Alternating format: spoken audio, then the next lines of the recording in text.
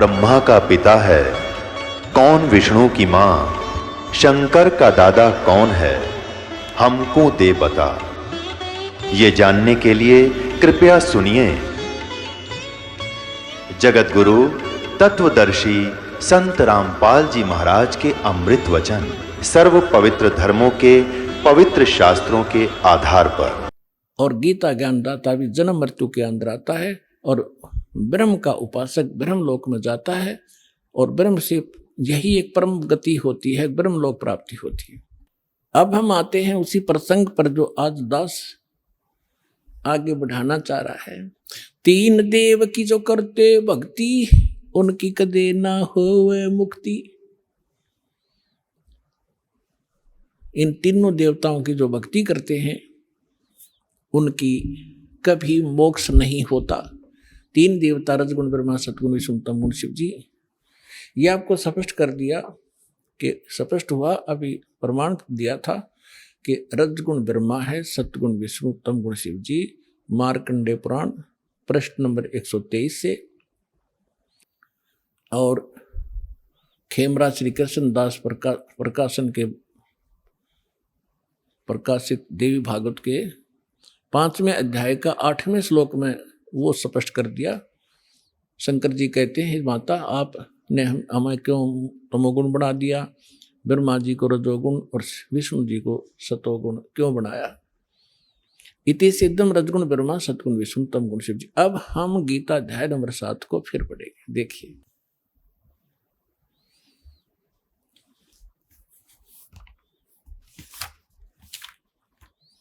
अब हमने यहां तक पढ़ लिया इसको।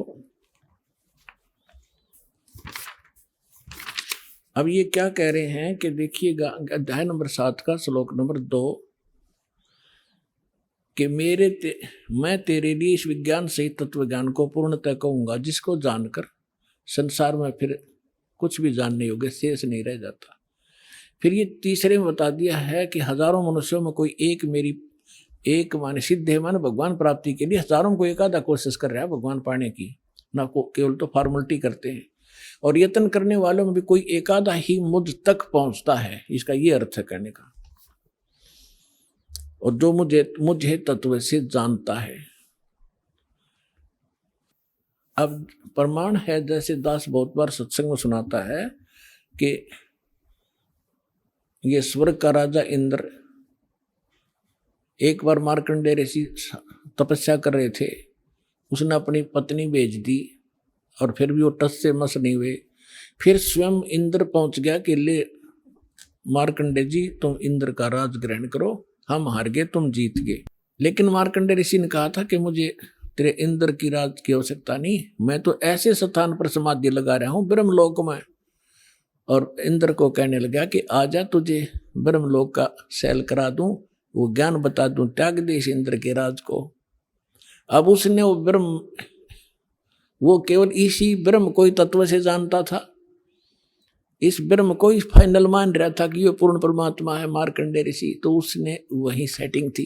तो ये कहना चाहता है कि जो मुझे ही फाइनल मान रहा है तो मेरी भक्ति करता है, वो भी हजारों में कोई एक आधा, नहीं तो नीचे के देवी देवताओं तक सीमित है लोग। ये सारा इस 7वें अध्याय का ये निष्कर्ष समझ लेना। फिर आगे देखिएगा, इसी 7वें अध्याय का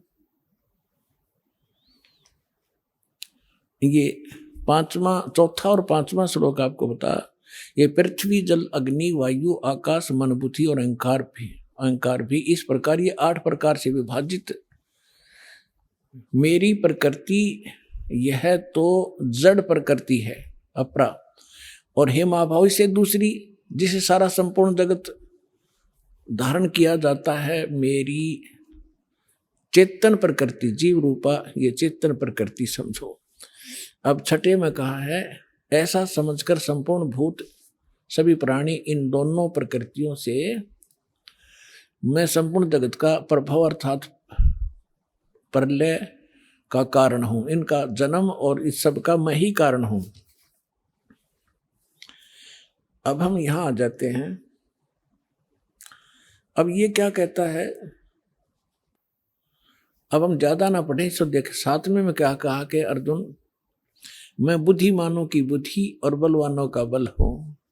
संपूर्ण प्राणियों का सनातन बीज मुझको जान, और बुद्धिमानों में बुद्धि, तेजस्वियों की का तेज मैं ही हूँ। और 11वें में क्या कहा है कि हे भरत श्रेष्ठ, मैं बलवानों का आसक्ति और कामना से रहित बल अर्थात सामर्थ्य हूँ। कहने का भाव ये है कि मैं बलवानों का बल और बुद्धिमानों की बुद्धि इनकी मेरे हाथ में है।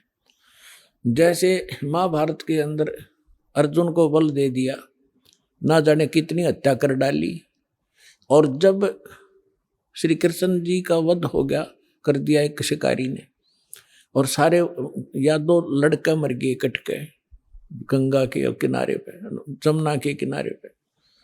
तो फिर अर्जुन सभी गोपियों को लेकर आ रहा था, द्वारका की सभी स्त्रियों को, कृष्ण जी के आदेश अनुसार। उसके पास वही धनुष था जो महाभारत में उसने करोड़ों जीव मार दिए थे।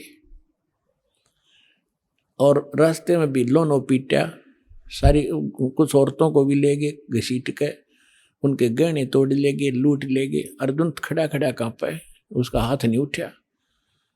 तो जब वो जा लिए, जब उसकी बुद्धि ने काम किया कि कृष्ण ने मुझे हमारे साथ सबसे सदा धोखा ही धोखा दिया, जब मुझसे नाश कराना था महाभारत में, जब तो ताकत दे दी, ना जाने कितने जीव मार दिए मैंने कति उछल उछल के, और आज मैं खड़ा खड़ा पिट रहा हूं, मेरे हाथ भी ना उठते। तो यहां परमात्मा कहता है तुमने नंबर गलत मिला रखा है। तुम श्री कृष्ण को दोष दे रहे हो, श्री कृष्ण दोष ये नहीं था, ये काल है सारा जड़, इस बीमारी की जड़ ये काल है, ये करवा रहे। ये खुद कहता है बुद्धिमानों की बुद्धि और बलवानों का बल मैं हूं।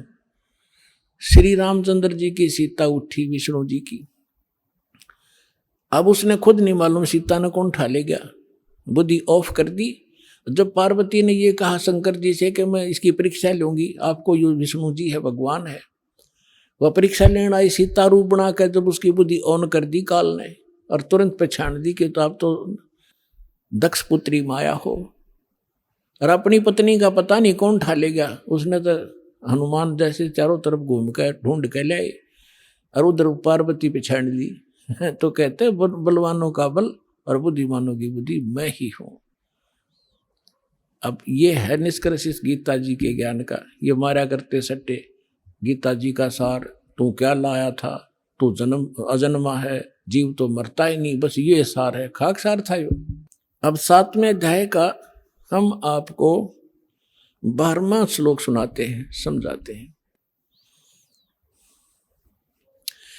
गीता अध्याय नंबर 7 का श्लोक नंबर 12 में कहा कि और भी जो सतोगुण से उत्पन्न होने वाले भाव हैं और जो रजोगुण से तथा तमोगुण से उत्पन्न होने वाले भाव हैं, उन सबको मुझसे होने वाले हैं ऐसा जान, परंतु वास्तव में उनमें मैं और वे मुझ में नहीं हैं। अब ये क्या कहता है कि जो भी हो रहा है रजगुण ब्रह्मा से उत्पत्ति, सब जीव विवश हैं संतान उत्पत्ति करने के, लिए बस की बात नहीं। और दूसरा सतोगुण यानी विष्णु जी के सतोगुण से, विष्णु जी के कारण सबकी आपस में मोह ममता में जकड़े पड़े हैं, ये जो हो रहा है। और तीसरा संहार तमोगुण से, शंकर जी से, ये कहता है इसका निमित्त मूल कारण मैं ही हूं, पर मैं इनसे बाहर रहता हूं। परमात्मा ने बताया था कि इस काल को 1 लाख मानव शरीरधारी प्राणी नत खाने का श्राप लगा हुआ, जिस कारण से ये अपने तीनों पुत्रों को इसने गुणयुक्त कर दिया, एक गुणयुक्त। अब इनके बस की बात नहीं, इन गुणों को ये ना रोक सके। जैसे मिर्च में गुण बना दिया मुंह जलने का, तो वो चरचराट उसका गुण है, तो मिर्च के बस का कोई ना, उसने गुण खत्म कर लिए। तो इसी प्रकार इस काल ने इनको एक के गुण युक्त कर दिया। अब ये क्या कहता है कि इन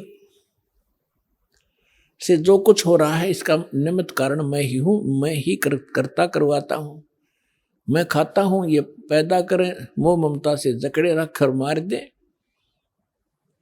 आगे देखो 13वें श्लोक में क्या कहा है, 7वें अध्याय का 13वां श्लोक। गुणों के कार्य रूप सात्विक, राजस और तामस, इन तीनों प्रकार के भाव से ये सारा संसार प्राणी समुदाय मोहित हो रहा है। इन तीनों गुणों से परे, रजगुण ब्रह्मा सतगुण विष्णु तमगुण शिव जी से परे मुझ अविनाशी को नहीं जानता। अब ये कहते हैं कि सभी इन ब्रह्मा विष्णु महेश तक की भक्ति में जकड़े पड़े हैं, इनसे ऊपर मैं हूं ब्रह्म, ये मुझे भी ना जानते। देखिए 7वें अध्याय का 14वां श्लोक। क्योंकि यह अलौकिक अर्थात अति अद्भुत त्रिगुणमयी मेरी माया, रजगुण ब्रह्मा सतगुण विष्णु तमगुण शिव जी, बड़ी दुस्तर है, खतरनाक है। और जो पुरुष मुझको निरंतर भजते हैं, यानी ब्रह्म का जो की साधना करते हैं ओम नाम का, वे इस माया का उल्लंघन कर जाते हैं। वो ब्रह्मा विष्णु महेश को ओवरलैप कर जाते हैं, जंप कर जाते हैं, ऊपर की साथ इनसे अधिक राहत मिलती है उससे।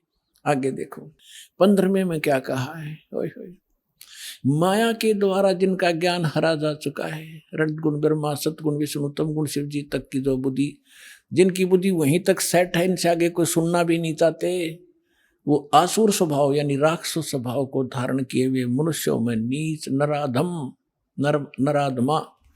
मनुष्यों में नीच दूषित कर्म करने वाले मूर्ख लोग मुझको नहीं भजते। अब दास आपको सुनाएगा थोड़ा सा मौखिक कथा। अब इसमें ये क्यों कहा है कि तीनों गुणों के पुजारियों को राक्षस कहा, और मेरी भक्ति यानी ब्रह्म साधना भी नहीं करते, ये ब्रह्मा विष्णु महेश तक सीमित है, अन्य देवी देवताओं तक सीमित है, इनको राक्षस स्वभाव को धारण किए मनुष्यों में नीच दूषित कर्म करने वाला क्यों कहा? ब्रह्मा जी ने रजगुण ब्रह्मा जी की साधना की थी, भक्ति की थी, हिरण्यकशिपु ने अंडरस्टूड है, राक्षस कहलाया, अपने बेटे का दुश्मन बन गया और कुत्ते वाली मौत मारा गया। तमगुण शिव की भक्ति की थी रावण ने, और आपको पता उसकी कैसी गति हुई, राक्षस कहलाया। और एक भस्मागिरी नाम का शिव का पुजारी था, और उसने भगवान शिव के कैलाश पर्वत पे उनके गेट के सामने 12 वर्ष तक भक्ति करी, ऊपर न पैर नीचे न सिर, सिरासन पर। एक दिन पार्वती ने प्रार्थना की, आप तो महादेव हैं, समर्थ हैं, आपका पुजारी क्या मांगता है, दे दे इस बालक को। भगवान शिव ने कहा कि मांग भस्मागिरी, क्या मांगता है? भस्मागिरी ने कहा ऐसे नहीं, आप वचनबद्ध हो तब मांगू। भगवान शिव ने कहा कोई मांग ले, हो गया वचनबद्ध। तो उस भस्मागिरी ने कहा कि आप मुझे अपना भस्म कंडा दे दो। भगवान शिव के पास एक ऐसा कड़ा था जो हाथ में पैर के रखा करते, वो ऐसी सिद्धि युक्त कर रखा था कि जिसके सिर पर यूं कर दे यूं कह दे भस्म, वो मर जाता था, भस्म हो जाता था। और इस बात का ज्ञान था भस्मागिरी को। ये गिरी, पुरी, नागा, कनपाड़े नाथ, ये सारे के सारे 10 नामी ये शिव के पुजारी हैं, सन्यासी। तो भगवान शिव ने सोचा ले जंगल में रहता है, अपने बचाव के लिए राक्षसों से लेता होगा, निकाल कर दे दिया भोलेनाथ ने। अब जो ही भस्मागिरी के हाथ में भस्म कड़ा आ गया, उसी समय आंख बदल गया और हंसा नोठा का मार के, ले होले शंकर होशियार, तुझे मारूंगा, तुझे भस्म करूंगा और पार्वती को अपनी पत्नी बनाऊंगा। मैं इसी उद्देश्य से साधना कर रहा था। अपने आत्मा शंकर जी को मृत्युंजय, कालज्ञ, अविनाशी, सर्वेश्वर, सबका मालिक, अंतर्यामी, पता नहीं क्या क्या संज्ञा दिया करते। सूक्ष्म वेद में कहा है कि यदि ये अंतर्यामी थे, क्या उस दुष्ट के मन की नहीं जान सकते थे क्या बकवाद लेकर साधना कर रहा है? अविनाशी होते तो क्यों भाग लिए उसके आगे? आगे आगे भगवान, हर पीछे पीछे पुजारी, दोनों जहां 100 की स्पीड पे। अब परमात्मा ने इनकी रक्षा करते हैं मालिक आकर, जब ये हृदय से पुकारते हैं, आपत्ति में होते हैं, ये भी उसी के बच्चे। तो परमात्मा ने पार्वती रूप बनाया, भस्मागिरी और शंकर जी के बीच में खड़े हो गए और कहा संकेत से कि आ जाओ, यहाँ खड़े हो जाओ। अब शंकर जी ने, भस्मागिरी ने सोचा भी बिल्कुल ठीक है, कड़ा मेरे पास है, शंकर जी तो रुका नहीं, अभी 100 किलोमीटर तो रहे, मैं इतने 2 बात कर लेता हूँ। वो खड़ा हो गया। पार्वती बोली आजा, ठीक है, वो तो आएंगे नहीं अब आपके पास, आप मुझे कुछ डांस करके दिखाओ ताकि मैं प्रसन्न हूँ। तो वो कहने लगा मैं साधु संत तपस्वी आदमी, मेरे डांस नहीं आता। पार्वती बोली मैं सिखाऊंगा। भगवान बोले पार्वती रूप में कि चलो मैं सिखाता हूँ, इस हाथ को ऐसे करो, इस पैर ने ऐसे करो, ऐसे करो। जब ऊपर करवा लिया ना, जिस हाथ में कड़ा लिए रहा था, और कह दिया भस्म, रिमोट दबा दिया उसका, भस्मा गिरी, भस्म हो गया। उसके बाद वो भस्मा असुर कहलाया, भस्मा राक्षस। फिर कड़े को लेकर भगवान शिव को का दिल डटा। जब उसने राख देख ली ना शंकर भगवान ने इसकी भस्मासुर की, जब दिल की धड़कन, उसका पल्स रेट सेट होया था। ये तो इन 2 गुणों के पुजारियों की दशा दिखा दी, सुना दी। अब वैष्णो जी के पुजारियों की और कथा सुनाते। एक बार कुंभ का मेला भरा था हरिद्वार में। उस समय ये सभी गिरिपुरी जितने भी ये त्रिगुण उपासक हैं, अपने अपने ग्रुप में जाकर वहाँ इकट्ठे हो जाते हैं। पुरियों में पुरी, गिरियों में गिरी, नाथों में नाथ, ओगड़ों में अगड़, नागाओं में नागा, वैष्णो में वैष्णो। और जो नहाने का ये समय निर्धारित करते हैं, हर की पैड़ी के ऊपर वो पर भी लगी थी। इनका अपना बनाया बस है ये मनगढ़ंत कहानियाँ। फिर भी उस अनुसार वो उस नहाने के लिए सबसे पहले नागा पहुंच गए हर की पैड़ी के ऊपर।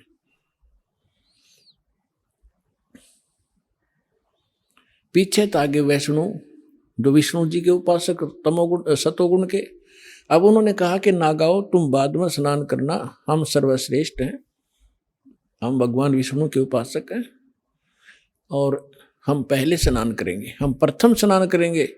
नागाओं ने कहा कि नहीं, हम सर्वश्रेष्ठ हैं, हम त्यागी और बैरागी हैं, हम वस्त्र तक नहीं रखते, हम सर्वश्रेष्ठ हैं, हम सबसे पहले स्नान करेंगे। वैष्णो साधुओं ने कहा कि तुम पशु की तरह नंगे फिरते हो, टट्टी के हाथ भी ना धोते, शर्ट फरडो राख लपेट रखी, तुम काहे के शुद्ध हो, उत्तम हो, बाहर निकलो, हम प्रथम नहाएंगे। अब इतनी अकल थी इन लोगों में। गंगा का पानी मैला हुआ था, 2 मिनट पाछे नहा लेते, वो नहा ले जबकि बिजली गिरी थी वह, पर भी खत्म हुआ थी 2 मिनट में। पर वो नहाना नूना भी भूल गए। भगवान की हर की पैड़ी में भी प्यार नहीं, भगवान का भी डर रहा नहीं, आपस में लड़न लग गए, कत्लेआम कर दिया। 25,000 वह त्रिगुण उपासक वह कट कर मर गए, कत्लेआम कर दिया। तीर तुप, सूक्ष्म वेद में कहा है, तीर तुपक तलवार कटारी जमदड़ जोर बदावे हैं, हर पैड़ी हर हेत न जाने वहां जा तेग चलावे हैं, काटे शीस नहीं दिल करुणा ये जग में साधक वावे हैं, जो जन इनके दर्शन को जावे उनको भी नरक पठावे हैं। कहते हैं हर पैड़ी हर हेत न जाना, और वहां कर्द ठोके एक दूसरे ने कत्लेआम करें, और कट्टे शीश नहीं दिल करुणा, इनमें दया नहीं राक्षसों में। और ये जग में साधकवा में तुम इनको संत भी कहते हो, और इनका जो अनुयायी बनता है उनको भी ये पाठ पढ़ावे हैं, यानी उनको भी नरक में ठोक देते हैं। अपने आत्माओं, ये है श्रीमद् भगवद गीता जी का सार। अब गीता ज्ञानदाता ब्रह्म कहता है कि मेरी साधना 4 प्रकार की करते हैं, ये ब्रह्म कहता है। ब्रह्म की साधना भी 4 प्रकार के करते हैं, जिनमें अर्थार्थी, आर्थ, जिज्ञासु और ज्ञानी। अर्थार्थी तो जो धन लाभ के लिए कोई अनुष्ठान करता तो वेद मंत्रों से ही करता, वो जय गणेश देवा माता धारी पार्वती, ये इस तरह की आरती नहीं करता। वो व्यक्ति केवल वेदों के ही मंत्रों से अनुष्ठान करता है, अपने धन लाभ के लिए, आर्त मानी संकट निवारण के लिए भी कोई साधना अनुष्ठान करता है, वेदों के मंत्रों से ही करता है। वो ब्रह्म, अपने आप को ब्रह्म का पुजारी कहता है, जो हवन हवन करते रहते हैं। और तीसरा जिज्ञासु होता जो भगवान के लिए निकलता है, ज्ञान ग्रहण करता करता स्वयं वक्ता बन जाता है, वो भी अपना जीवन नाश कर लेता है। और चौथा बताया ज्ञानी। ज्ञानी उसको कहते हैं जिसको ये पता हुआ कि मनुष्य जीवन बार बार नहीं मिलेगा और मनुष्य जीवन का मूल उद्देश्य केवल आत्म कल्याण कराना है, और जन्म मृत्यु जब तक नहीं समाप्त होगी, जरा मरण का रोग नहीं कटेगा, तो कोई फायदा नहीं इस जीवन का। उनको ये भी ज्ञान हो जाता है कि पूर्ण मोक्ष इन देवी देवताओं की पूजा से नहीं होगा, वो ज्ञानी कहलाते हैं। वो एक समर्थ शक्ति से ही, परमात्मा से, परमेश्वर से, परम अक्षर ब्रह्म से, पूर्ण परमात्मा से ही संभव है, इतना उनको ज्ञान हो जाता है। लेकिन ये ज्ञान तो हो गया, लेकिन उस रोग का नाश की दवाई उनके पास थी नहीं। ये तो उनको पता लग गया कि देवताओं से मोक्ष नहीं होगा, लेकिन होगा पूर्ण ब्रह्म से। उन्होंने गलती से आप पर निष्कर्ष करके यजुर्वेद अध्याय नंबर 40 के मंत्र 15 में देख लिया, ओम कर्तु समर कल्बे समर कर्तुम समर वायु अनिलम अथिदम भस्मांतम शरीरम। जैसे गीता अध्याय नंबर 8 के श्लोक नंबर 13 में आपको दिखाया था, यही जो का तो वही मंत्र का सारांश है कि अंतिम सांस तक ओम नाम का जाप करते हुए जो शरीर छोड़कर जाता, उसका अमरतम, उस ओम से होने वाली जो परम गति है वो प्राप्त होती है। इसलिए ओम कर्तु समर, ओम नाम का जाप काम करते करते श्रवण करो, विशेष कसक के साथ श्रवण करो, और मनुष्य जीवन का मूल कर्तव्य जानकर ओम का श्रवण करो। ये तो है ओम की जानकारी। लेकिन कहते हैं गुरु बिन काहू न पाया ज्ञाना, जो थो था बुस छड़े मूड किसाना। गुरु बिन वेद पढ़े जो प्राणी, समझो न सौर रहे अज्ञानी। 40वें अध्याय यजुर्वेद के 10वें मंत्र में कहा है कि कोई तो परमात्मा को संभवात कहता है। संभवात माने उत्पन्न होने वाला राम और कृष्ण रूप में, यानी अवतार धारता है। कोई कहता वो असंभवात, वो कभी जन्म नहीं लेता, जन्मा है, वो तो निराकार है। वो परमात्मा कैसा है उसकी जानकारी धीराणाम तत्वदर्शी संत बताते हैं, उनसे सुनो। वेद ज्ञानदाता भी वही है, गीता ज्ञानदाता भी वही है। अब 40वें अध्याय के 15वें श्लोक में तो अपनी साधना बता दी, और 40वें अध्याय के 17वां श्लोक अंतिम श्लोक है यजुर्वेद का और 40वें अध्याय का, उसमें कहा है कि वो पूर्ण परमात्मा तो गुप्त है। ये देखिएगा, यजुर्वेद देखिएगा, और ये अनुवाद भी देखो, कमाल की बात इस महर्षि दयानंद जी के द्वारा किया गया है।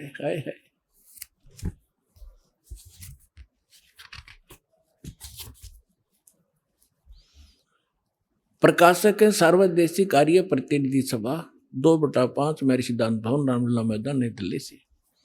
यजुर्वेद महर्षि दानंद ने इसका अनुवाद किया, और ये कहाँ से छपा, यहाँ से देखिएगा। अब इसका हम अंतिम 40वां अध्याय है, इसका थोड़ा सा हिंट देंगे 10वें अध्याय का, 10वें श्लोक का।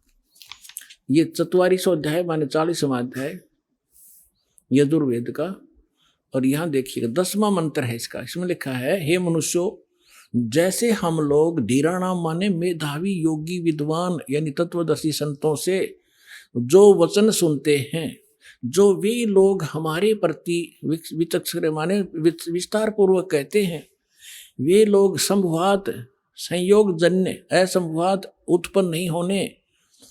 इसका अर्थ यह है आहु यात एवं कार्य का फल, आहु माने कहते हैं उत्पन्न होने वाला, अन्यत यानी अन्य कुछ, आहु माने कहते हैं। इस प्रकार इस बात को तुम भी सुनो।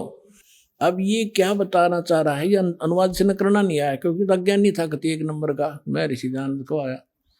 इसका अर्थ है वेद ज्ञानदाता कहता है कि कोई तो परमात्मा को संभवात कहता है, जन्म लेने वाला, और को असंभवात। देखो असंभवात माने उत्पन्न नहीं होता। असंभवात जन्म लेने वाला, इसका अर्थ ये है। तो जो धीराणाम तत्वदर्शी संत जो बताते हैं उनसे सुनो, इनसे नहीं, इनकी बात मत मानो। वो तत्वदर्शी संत बताएंगे परमात्मा कैसा है, वो जन्म लेता है या नहीं लेता है। आगे 15वें अध्याय में इसने गीता वेद ज्ञान दाता अपनी बताता है कि मेरा ओम नाम है। 15वां अध्याय इसमें है वायु अनिलम अमृतम अथिदम भस्मांतम शरीरम, भस्मांतम शरीरम। ओम करतो समर किलबे समर और करतुम समर। इसने तक ज्ञान इनके में करना आया था ही नहीं। देखिएगा, करतो माने काम करने वाले जीव, तू शरीर छूटते समय ओम इस नाम वाच्य ईश्वर को स्मरण करे। देख इन्होंने लिखा ओम का स्मरण करे, इस जिसका ओम नाम है ना उसका स्मरण कर। जबकि इसका सीधा अर्थ बनता है ओम करतो समर, ओम नाम का जाप काम करते करते स्मरण कर, विशेष कसक यानी श्रद्धा के साथ कस स्मरण कर, और मूल मनुष्य का मूल कर्तव्य जान कर इसका स्मरण कर। जब वायु अनिलम भस्मांतम शरीरम, ये आपका जीव आपका प्राण इससे अमृतो प्राप्त करेगा। अमृतम अमृतम अविनाशी, शरीर के नष्ट होने पर भस्मांतम शरीरम, जब शरीर तरह भस्म होगा, भस्मांतम अंत में भस्म होने वाला होता है। बस इसका अर्थ नहीं करना है इसने, इसका अर्थ है कि जब यह शरीर तरह नष्ट होगा, शरीर छोड़ कर जाएगा, उस समय इतना अमृतो प्राप्त हो जाएगा जो ओम नाम से मिलता है। यही गीता अध्याय नंबर 8 के श्लोक नंबर 13 में है। अब यहाँ आगे कहा है 15वें 40वें अध्याय के 17वें श्लोक में कि वो परमात्मा तो गुप्त है और मेरा ओम नाम है, मैं ब्रह्मलोक में रहता हूं। यही देवी भागवत से स्पष्ट हो गया। देवी हिमालय को कह रही है कि ओम नाम का जाप कर, उससे तुम ब्रह्म की प्राप्ति कर लेगा। और वो ब्रह्म रहता है, दिव्य आकाश रूपी ब्रह्मलोक में रहता है। और यही वेद बता रहे हैं। देखिएगा, ये 44वां अध्याय 40वां अध्याय यजुर्वेद का 17वें मंत्र में, हे मनुष्यो, जिस ज्योति स्वरूप रक्षक मुझसे, ये ज्योति स्वरूप काल तो है, मुझसे अविनाशी यथार्थ कारण के आच्छादित मुख के तुल उत्तम अंग का प्रकाश किया जाता है, जो वह प्रकाश प्राण वायुमंडल में पुरुष है माने पूर्ण परमात्मा है, वह तो परोक्ष रूप है, वो तो गुप्त है। अहम मैं खम और ब्रह्म, खम्भ माने उस ब्रह्मलोक रूपी दिव्य आकाश में ब्रह्मलोक में रहता हूं, मैं ब्रह्म हूं और मेरा ओम नाम है। देखिएगा, ओम खम ब्रह्म, मैं ब्रह्म हूं, अहम वह है, मैं ब्रह्म हूं और मेरा ओम नाम है। मैं खम्भ माने आकाश में ब्रह्मलोक रूपी दिव्य आकाश में रहता हूं। इसने तो अज्ञानी ने कुछ करना आया नहीं। अहम माने में आकाश के तुल्य व्यापक ब्रह्म, सबसे गुण क्रम और स्वरूप करके अधिक हूं। इन्होंने कहा मैं ब्रह्म हूं, ये कहना था। ओम सबका रक्षक जो उसका ओम, ऐसा नाम जानो। ओम लिखना था उसका, ओम मेरा ओम नाम है उसका। क्या था वो तो गुप्त बता दिया अपना। कह अहम माने मैं ब्रह्म हूं और ब्रह्मलोक रूपी दिव्य आकाश में रहता हूं। अब हो गया सिद्ध यो। अब क्या सिद्ध हो गया कि अब जो ज्ञानी आत्मा थे वो उनके वेद समझ में न आए, उनकी यहाँ बुद्धि पर पत्थर पड़ गए कि गीता अध्याय नंबर 4 के श्लोक नंबर 32 और 34 में स्पष्ट कर दिया है कि इस ज्ञान से कोई अन्य ज्ञान है जो तत्व ज्ञान है, और वो उनको पाया नहीं। उन्होंने इसी को अंतिम मान लिया। ओम नाम का 40वें अध्याय के 15वें श्लोक से ये मंत्र ऋषियों ने मान लिया उस पूर्ण परमात्मा का जो परोक्ष है, गुप्त है। इनका समझ में नहीं आया। गुरु बिन वेद पढ़े जो प्राणी, समझो सौर रहे अज्ञानी।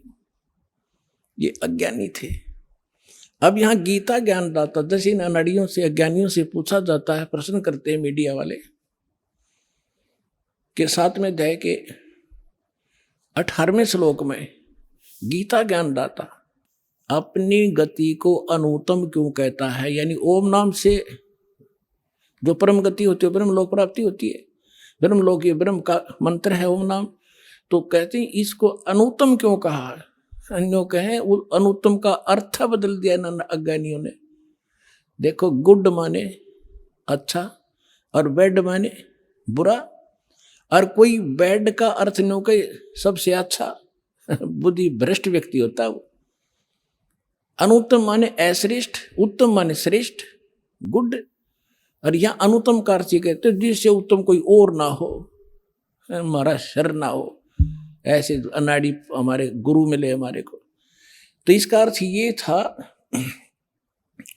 कि गीता ज्ञान दाता कह रहा है कि मेरी साधना 4 प्रकार के करते हैं। 3 तो रिजेक्ट कर दिए, अर्थ, अर्थार्थी और जिज्ञासु, और चौथे जो ज्ञानी हैं ये मुझे बहुत अच्छे लगते हैं क्योंकि देवी देवताओं की घंटी नहीं पीटते, ये ब्रह्म साधना करते हैं। और इनको मैं अच्छा लगता हूं क्योंकि इन्होंने मुझे अंतिम मान लिया, ये मुझे प्रिय है, इनको मैं प्रिय हूं। लेकिन इनको तत्वदर्शी संत ना मिलने से ये ज्ञानी आत्मा है तो अच्छी आत्मा, उद्धार है, समर्पित है, शरीर भी इन्होंने समर्पित कर दिया, परवाह नहीं की, चाहे मर जाए बेशक, नष्ट हो जाए शरीर में, भगवान मिलना चाहिए। लेकिन ये मेरे वाली अनुत्तम गति में ही श्रेष्ठ आश्रित रहे, इनको तत्वदर्शी संत नहीं मिले। अब आपके रूबरू करता है श्लोक देखिएगा, श्रीमद् भगवत गीता, गीता प्रेस गोरखपुर से प्रकाशित, जयदयाल गोविंद का इसके अनुवादक है, जिसका अनुवाद दास आपको दिखाने जा रहा है। 7वें अध्याय का अब 16वां श्लोक। हे भरतवंशियों में श्रेष्ठ अर्जुन, उत्तम कर्म करने वाले अर्थार्थी, अर्थ जिज्ञासु और ज्ञानी 4 प्रकार के भगत जन मुझको भजते हैं। 17वें में कहा कि उनमें नित्य मुझ में एक ही भाव से स्थित अनन्य भाव, अनन्य प्रेम भक्ति, एक भक्ति, ज्ञानी भक्त ये होना चाहिए, अति उत्तम है। ये मुझे अच्छे लगते हैं क्योंकि मुझको तत्व से जानने वाले ज्ञानी को मैं अत्यंत प्रिय हूं और वह ज्ञानी मुझे प्रिय है। ठीक है। अब 18वें में कहा है, उद्धारा सर्वे एव ते ज्ञानी तु आत्मा एव मे मतम।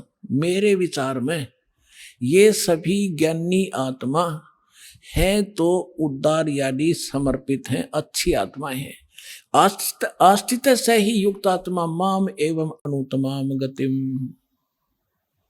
ये सभी युक्त आत्मा भगवान में लीन आत्माएं आस्थित है, वह भगवान में लगी हुई आत्मा, वो भगवान समझ कर मुझे भज रही है, वो मेरे वाली अनुत्तमाम अति घटिया गति में श्रेष्ठ है।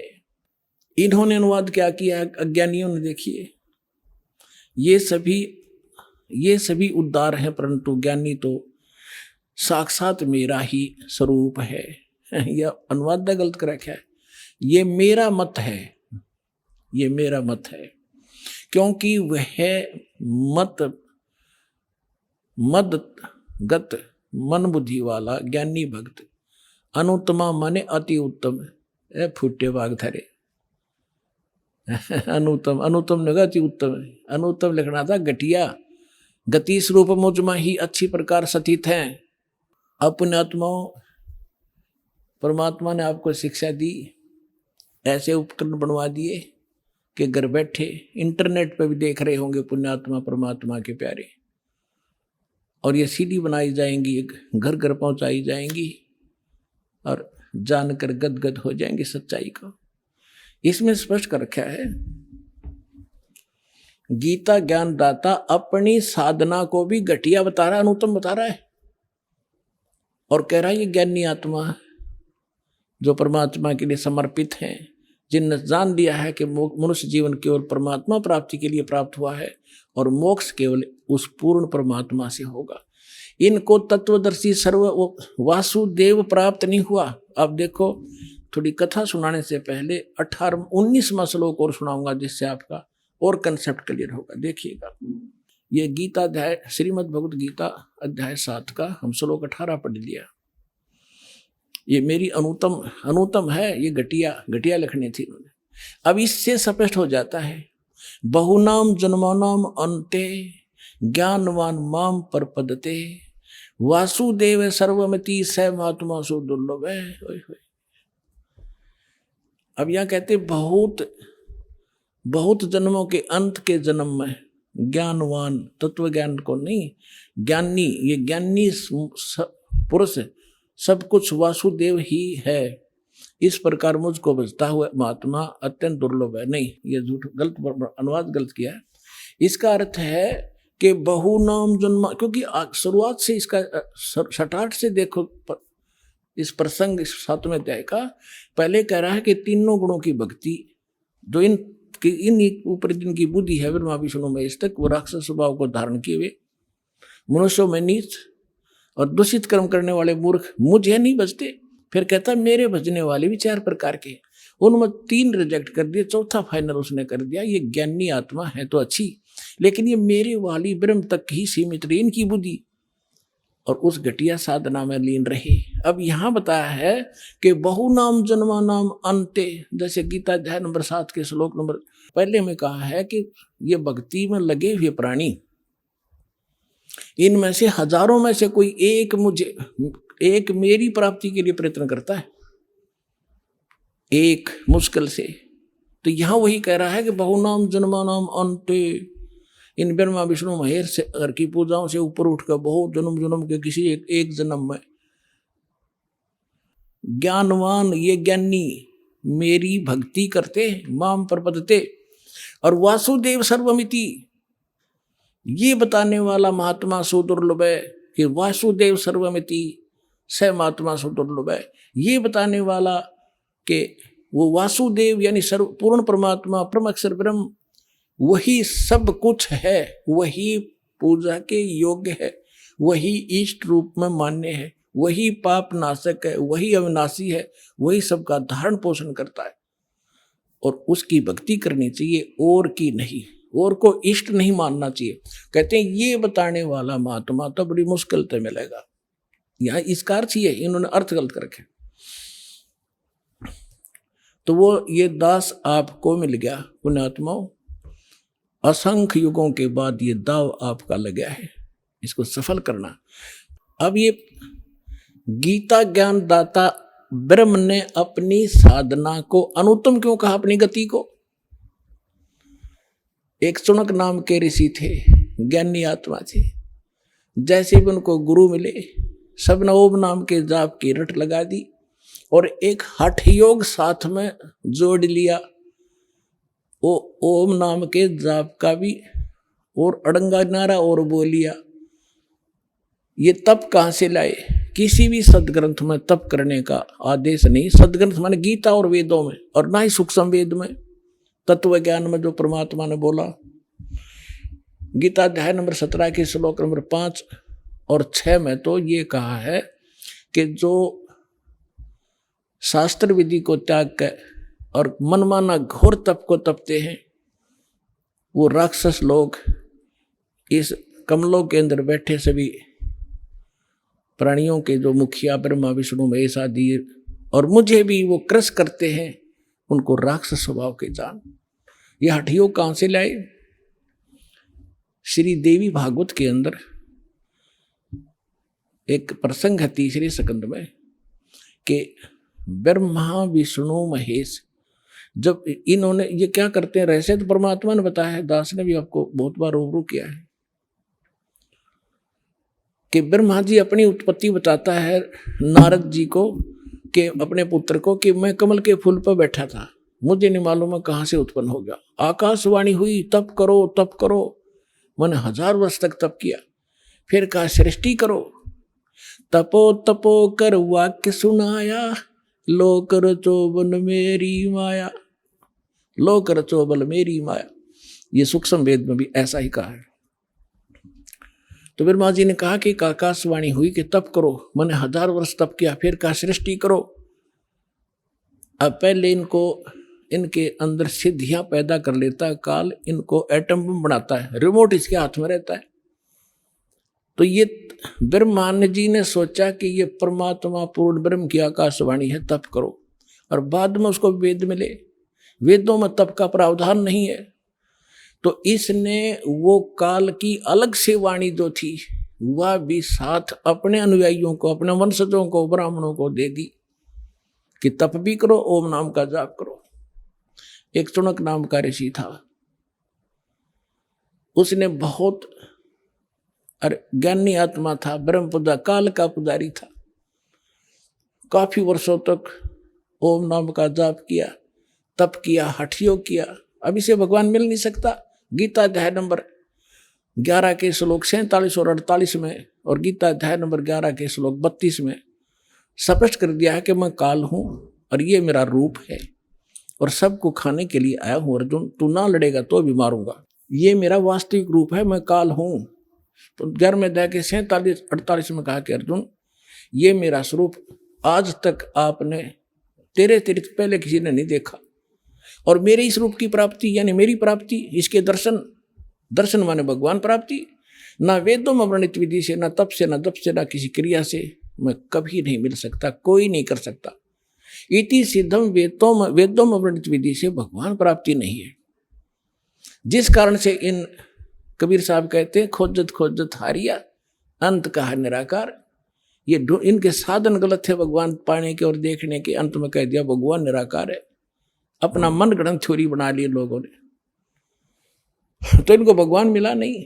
ये एटम बम बन गए, सिद्धियां युक्त हो गए। जैसे अगस्त ऋषि ने 7 समुद्र पी लिए, के कला टूट गया, इब गदा बने अंडेगा। मोक्ष होगा विधिवत, इन बकवादों से नहीं होगा। इब चौनक ऋषि में इतनी सिद्धि आ गई, सारा बोलबाला हो गया उसका। एक चक्रवर्ती राजा था, मानधाता। चक्रवर्ती माने जिसका पूरी पृथ्वी पर शासन हो। उसके छोटे छोटे राजा लोग उसके पराधीन होते हैं और उनसे वो टैक्स लेता है, और वो ये देखता है कि किसी राजा ने मेरी पराधीनता अस्वीकार तो नहीं कर दी है। उसके लिए एक ट्राई करता था, वो अपने निजी घोड़े के आगे एक पंपलेट लगा देता था कि राजा के पास इतनी सेना है और जिसने राजा की पराधीनता स्वीकार नहीं है वो इस घोड़े को पकड़ दे, युद्ध के लिए तैयार हो जा। इस प्रकार वो घोड़ा छोड़ दिया, साथ में सैनिक, अन्य घोड़ों पर सवार, वो खाली। चुनक ऋषि की कुटिया के पास से गुजरे। राजा ने जाते समय भी देखा, फिर आते समय जब सारे घूम कर आगे, किसी ने घोड़ा पकड़ा नहीं, युद्ध स्वीकार किया नहीं। चुनक ऋषि ने पूछा कि भी कहाँ गए थे सैनिकों, इस घोड़े पर सवार क्यों नहीं है तुम्हारे पे? सैनिकों ने बताया कि ऋषि जी, ये मानधाता चक्रवर्ती का राजा है, इसके पंपलेट पे लिखा हुआ है, इस पे कोई बैठ नहीं सकता। इसके पंपलेट पर आगे लिखा हुआ गले में कि इस 72 करोड़ सेना है हमारे राजा के पास। तो ऋषि ने पूछा कि कहाँ गए थे, कैसे ऐसे गए थे? ऋषि ने कहा कि किसी ने नहीं पकड़ाई घोड़ा। अक नहीं, कौन पकड़े? है किसी प्या, किसी की माँ ने दूध। सैनिक बोले उसके जाड़ फोड़ दे हम। अब ऋषि ने सोचा भी राजा का विमान हो गया, मैं इसका विमान ठीक कर दूं। बता, रिमोट काल के हाथ में बना दिया एटम बम पहले चुनक ऋषि, और फिर रिमोट ऑन कर दिया। अब इसको करता हूं राजा को ठीक। राजा का फील्ड अलग और साधु संता का फील्ड न्यारा, वो क्यों भी बेमतलब टांग अड़ाऊं एक दूसरे के बीच में। अब ऋषि ने जानबूझकर अपना ताकत दिखाने के लिए कहा कि भी इस घोड़े को मैं बांध लूं, मैंने उठ लिया तुम्हारे राजा का, युद्ध स्वीकार किया। सैनिक बोले कंगले, तेरा दाने तो खाने को नहीं, क्यों अपनी सामत बोल लेता है, मोल ले रहा है, चुप करके जप ले माला। ऋषि में भी पूरा हंगा पाक रहा था, अरे यह ताकत रटा नहीं करे जीव पे, इसका नाश करा के छोड़ दिया करे। तो उसने क्या कहा कि ठीक है भाई, मेरे भाग में यह लिख रखी होगी, तुम्हारे राजा से मरना होगा, मैंने जाके दो उनको, घोड़ा बांध दो यहीं पर। अब राज सैनिकों ने जाके बता दिया जी ऐसे ऐसी बात है, एक चुनक नाम के ऋषि ने आपका युद्ध स्वीकार कर लिया। अब मंत्रीगण इकट्ठे हुए कहने लगे, राजन आज एक व्यक्ति की हिम्मत पड़ी है आपके साथ चीटिंग करने की, कल दूसरे की पड़ेगी। निपदा ईवल इन द बड, बुराई को शुरू से ही खत्म कर देना चाहिए। राजा बोला ठीक है। राजा ने अपनी 72 करोड़ सेना की 4 टुकड़ी बनाई, 18 करोड़ की। 1 करोड़ 18 करोड़ एक टुकड़ी भेज दी।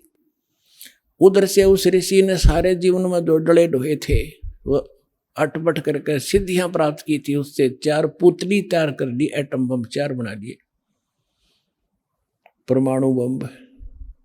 1 परमाणु छोड़ दिया पुतली, उसने 18 करोड़ कत्लेआम कर दिया। राजा ने दूसरी सेना भेज दी, ऋषि ने दूसरी पुतली, यानी 72 करोड़ सेना का सत्यानाश कर दिया उस ब्रह्म के काल के पुजारी ने। सूक्ष्म वेद में कहा है 72 अक्षौणी अक्षय करी, वो चुन कर शीश्वर एक, दे धारे जोरा फिरे ये सभी काल के बेख। 72 अक्षौणी अक्षय करी, 72 अक्षौणी खा गया, वो चुनक ऋषिश्वर एक। ओए होए, इनको ऋषिवर ऋषिश्वर कहा करते थे। ओए होए, ऋषिस और ऋषिश्वर, एक तो मुनि, एक मुनिवर, उन मुनियों में श्रेष्ठ, एक मुनीश्वर, यानी मुनियों में भी, उन मुनिवरों में भी और श्रेष्ठ, उसको मुनीश्वर कहा करते हैं। ऐसे ऋषिवर और ऋषिश्वर, जिसको ऋषिश्वर कहा करते थे, उस ऋषिश्वर के ये कारनामे हैं। 72 अक्षौणी खा गया, वो चुनक ऋषिश्वर एक, ये दे धारे जोरा फिरे, जोरा माने मृत्यु, दे धारे जोरा फिरे ये सभी काल के भेख, ये काल के पुजारी है सारे अपने आत्मा। इसलिए अब क्या होगा, जब तक हम परम अक्षर ब्रह्म कबीर परमेश्वर की सत्साधना पूर्ण संत से लेकर नहीं करते, तब तक हमारे दोनों अकाउंट ओपन हैं, गुड और बैड, पुण्य और पाप। जैसे हम पुण्य करेंगे, जाप करेंगे, कोई कितना ही करो वो अलग लिखा जाएगा, और बुरा जितना भी करो, छक्का करो, कितना ही करो, वो अलग लिखते रहेंगे। उन दोनों को संचित कर्म कहते हैं।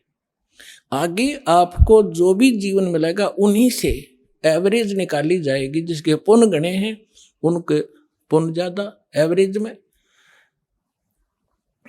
और जिसके पाप गणे उसके एवरेज में पाप ज्यादा। फिर एक मनुष्य जीवन बना के भेज दिया जाता है, और फिर 83 लाख योनियों में वो पाप भोगने पड़ते हैं। तो ये चुनक ऋषि ने जो तप किया, ओम नाम का जाप किया और 72 करोड़ सेना का नाश किया, ये सब अलग अलग लिखे गए। इस तप के का ओम नाम के जाप के कारण ये ब्रह्मलोक में जाएगा, वहां पर ठाठ करेगा, अपनी पूंजी का नाश करेगा, फिर पृथ्वी पर राजा बनेगा। तप से राज राज मदमानम जन्म तीसरे शुक्र स्वान। राजा बनकर कर्म फोड़ फोड़ सकता है, पुण्य नहीं कर सकता। उसके बाद फिर इसकी दुर्गति होगी, ये कुत्ता बनेगा चुनक ऋषि ब्रह्म पुजारी, इसका शर्म में कीड़े पड़ेंगे, और वो 72 करोड़ सेना जो उसने मारी है उसको चुन चुन का बदला लेंगे। तो परमात्मा कहते हैं सूक्ष्म वेद में, तुमने उस दरगाह का मैल नहीं देखा और धर्मराज के तिल तिल का लेखा। इसलिए गीता अध्याय नंबर 7 के श्लोक नंबर 18 में गीता ज्ञानदाता कहता है कि ये ज्ञानी आत्मा है तो समर्पित, लेकिन इनको तत्वदर्शी संत न मिलने से ये मेरे वाली अनुत्तम घटिया गति में स्थित रहे, इनका फिर पुनर्जन्म रहेगा।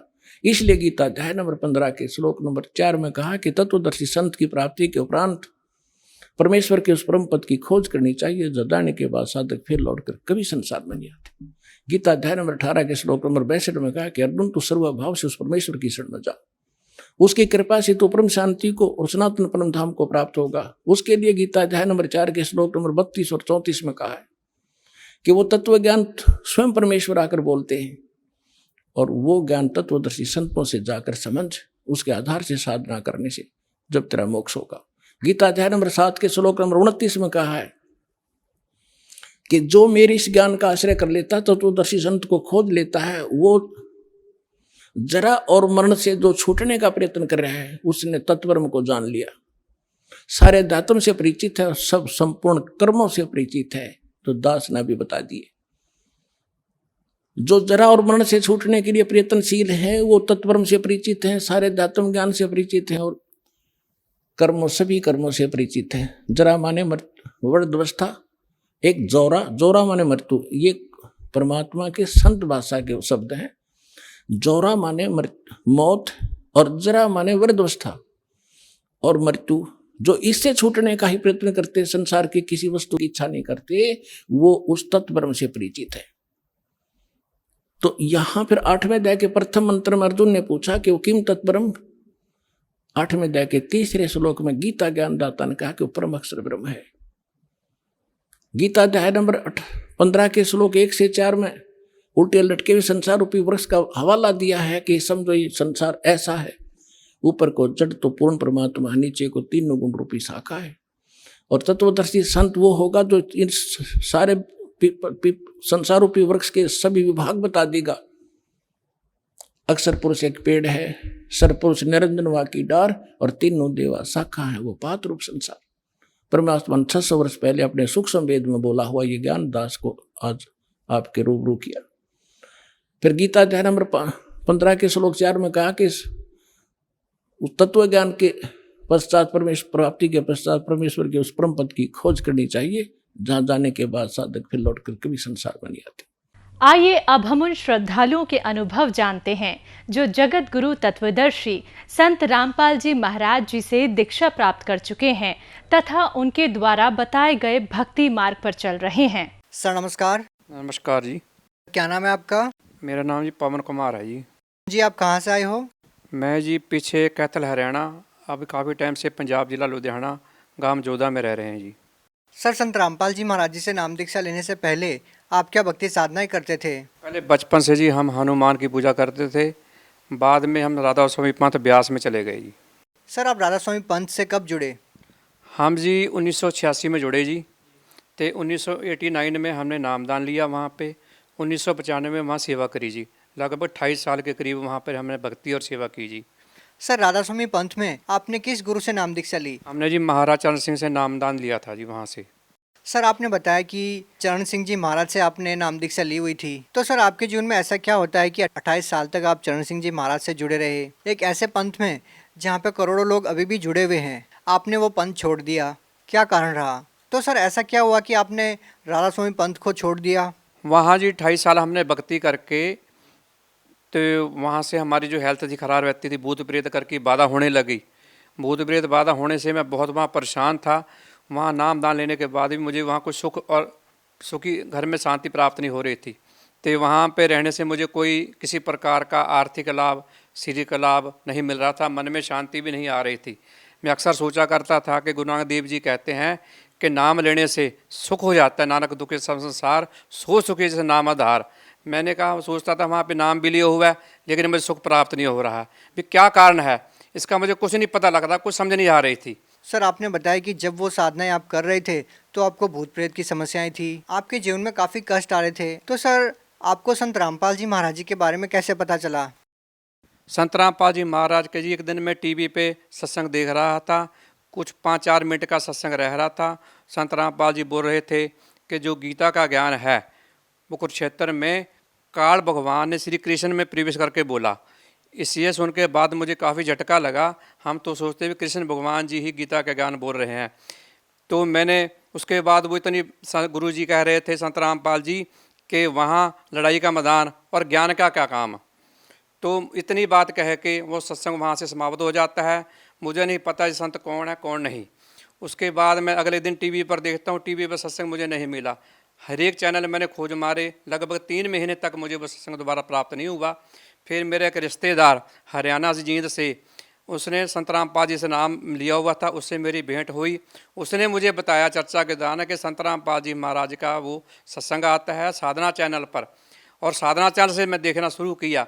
जब साधना चैनल पर सत्संग देखना शुरू किया तो संत रामपाल जी राधा स्वामी पंथ के बारे में बता रहे थे। राधा स्वामी पंथ के बता रहे थे जो 5 नाम हैं वो काल के हैं। जो वो प्रमाण से बता रहे थे, मुझे एकदम झटका लगा सुनने के बाद भी। मैं तो काल की भक्ति कर रहा हूँ, तभी तो मुझे सुख प्राप्त नहीं हुए। तो मैंने उसी दिन से विचार किया, मैंने जो उस वहाँ का नाम श्रवण था व्यास का, मैंने उसी दिन से छोड़ दिया और मैं लगातार सत्संग देखने लगा। देखते होते नीचे पट्टी देखी मैंने, वहाँ से नंबर डायल किया। नंबर डायल से पता लगा लुधियाना में आश्रम बना हुआ है, नामदान सेंटर है, वहाँ से आके मैंने नामदान प्राप्त किया। सर जैसा कि आपने बताया कि संत रामपाल जी महाराज ने सत्संग में बताया कि राधा स्वामी पंथ में जो भक्ति दी जाती है वो नकली है, तो ये बातें तो और भी करोड़ों लोग सुनते होंगे, उनको भी पता है। तो सर वो लोग आज भी राधा स्वामी पंथ से क्यों जुड़े हुए हैं? राधा स्वामी पंथ से जुड़े हैं जी, वो संत रामपाल जी महाराज का ज्ञान समझने को तैयार नहीं है। जब तक तो ज्ञान का मिलान नहीं करेंगे उनको कैसे पता चलेगा? सर जैसा कि संत रामपाल जी महाराज जी के शिष्य बताते हैं कि संत रामपाल जी महाराज से नाम दीक्षा लेने के बाद उनको काफ़ी सारे लाभ हुए, कैंसर जैसी भयानक बीमारियां ठीक होती है। सर आप राधा स्वामी पंथ में 28 साल तक रहे हैं, तो सर क्या वहाँ पर भी आपको ऐसे लाभ सुनने को मिले वहाँ के भक्तों से कि उनको कोई लाभ हुआ हो या फिर कोई एड्स या कैंसर जैसी भयानक बीमारी ठीक हुई हो? वहाँ जी सादा राधा स्वामी पंथ में किसी प्रकार का किसी को लाभ नहीं मिल रहा है। जितने भी वहाँ वक्त में दुखी है, वहाँ सिखाया जाता है कि जो दुख सुख है वो हमारे कर्मों के कारण है, ये कर्म हमें भोगने ही पड़ेंगे। लेकिन संत रामपाल जी का जब हमने टीवी पर ज्ञान सुना, उनके सुन से पता चला कि वो पूर्ण परमात्मा जो कबीर साहब जी हैं, वो माड़े से माड़ा जो कर्म पाप कर्म है उसको भी भक्ति से दोबारा काट देते हैं और सुख प्रदान करते हैं। सर आपको संत रामपाल जी महाराज जी की बात पर विश्वास हुआ कि भगवान की भक्ति करने से लाभ मिलता है, तो सर हम आपसे जानना चाहते हैं आपको क्या लाभ मिला? मुझे जी 28 साल से लगभग मुझे प्रेत बाधा थी, दिमागी डिप्रेशन था, मैंने कभी रात को एक चैन से सो के नहीं देखा था, मैं बहुत परेशान था। उसी दौरान संत रामपाल जी महाराज का जब मैंने ज्ञान सुना, उनकी शरण में गया, उनके नाम लेने से बाद मुझे जो डिप्रेशन की बीमारी थी, भूत प्रेत बाधा की बीमारी थी, वो मुझे नाम लेने से 10 दिन ही मात्र में मैं बिल्कुल वो ठीक हो गया। जो मेरी दवाई थी बंद हो गई, मुझे गुर्दों में किडनियों में खून आता था। क्या आप अपनी बीमारी की दवाई लेते थे? हाँ, मैं लगातार 3-4 साल से दवाई ले रहा था जी। कहाँ कहाँ पर दिखाया आपने? डॉक्टर परमिंदर सिंह था जी लुधियाना में, उससे मैंने दवाई ली लगभग 3 साल। 3 साल से आप जिस बीमारी का इलाज करवा रहे थे, 28 साल से आप उस बीमारी से पीड़ित थे और आप कह रहे हैं कि संत रामपाल जी महाराज से नाम दीक्षा लेने के बाद वो बीमारी 10 दिन में ही ठीक हो गई। ये तो जी संत रामपाल जी के महाराज की जो भक्ति है, जो पूर्ण परमात्मा असल सच्ची साधना देते हैं, उसके नाम मंत्रों में ही इतनी ज़बरदस्त है। सर आप 3 साल से आपकी उस बीमारी का इलाज करवा रहे थे। सर जब भी हम किसी बीमारी को लेकर हॉस्पिटल में जाते हैं तो लाखों रुपए का बिल आ जाता है और काफ़ी समय भी बर्बाद होता है। संत रामपाल जी महाराज ने आपकी वो गंभीर बीमारी मात्र 10 दिन में ठीक कर दी। तो सर हम आपसे ये जानना चाहते हैं कि संत रामपाल जी महाराज ने आपसे कितने पैसे लिए? संत रामपाल जी महाराज ने जी मुझसे कोई पैसा नहीं लिया, जो नामदान है वो जो मुफ्त मिला बिल्कुल। क्या ये दावा बिल्कुल सही है कि मुफ्त में बीमारियां ठीक हो जाती है? हाँ जी, बिल्कुल सही बात है। संत रामपाल जी के नामदान मात्र लेने से ही बीमारियां बिल्कुल छुटकारा हो जाता है जीवन में, और किसी प्रकार की वो पैसा नहीं लेते। सर और क्या क्या लाभ मिले आपको? मुझे बहुत प्रकार के आर्थिक लाभ भी बहुत प्राप्त हुए। जो मेरी आर्थिक व्यवस्था से बहुत डाउन थी, कि भूत प्रेत बाधा के कारण मैं कभी किसी जाता था, कभी कहीं जाता था, कभी कहीं जाता था, सारा मेरा पैसा वहाँ बर्बाद हो रहा था। सर आप भगत समाज को क्या संदेश देना चाहते हैं? भक्त समाज को मैं यही संदेश देना चाहता हूँ कि जो संत रामपाल जी अनेक धर्मों के बारे में, ज्ञान के बारे में बोल रहे हैं, वो भक्त ये ना सोचें कि संत रामपाल जी को निंदा कर रहे हैं, बल्कि वो अपने ज्ञान के बारे संत रामपाल जी ज्ञान को मिलाएं और उसके आधार से वो फैसला करें। सर धन्यवाद जी। साहब जी।